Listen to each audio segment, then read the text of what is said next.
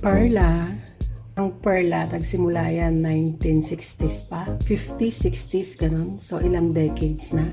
Sino sa inyo ang nakakilala sa Perla soap? But this time, itong Perla bar soap na to ay hindi katulad ng Perla noon.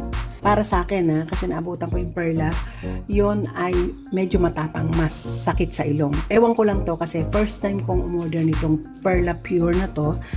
Bath soap made with pure coconut oil. Same din kasi may coconut oil din yung unang Perla soap na labas. Kaso yun, ginagamit sa panlaba yun, sa lampi ng bata kasi mild lang.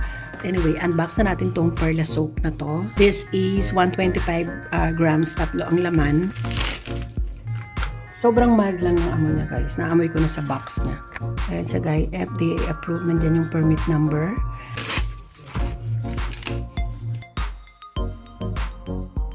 Amoy coconut talaga siya. Smell nyo, smell. So, amoy coconut oil talaga siya. Yung Perla kasi noong unang panahon, hindi ganitong amoy. Tingnan natin kung gaano siya kabula.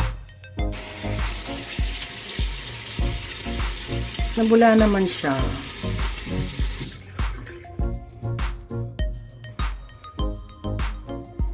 Napaka-mild ng amoy niya.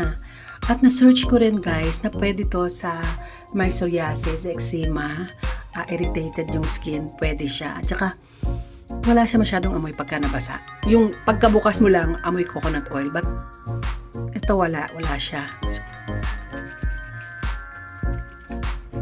Pwede siya sa face daw. But, I don't use bar soap on my face. Di ba sinabi ko yun sa inyo? Dati pa, hindi ako gumagamit ng bar soap sa face. Bula niya. Perla bar soap.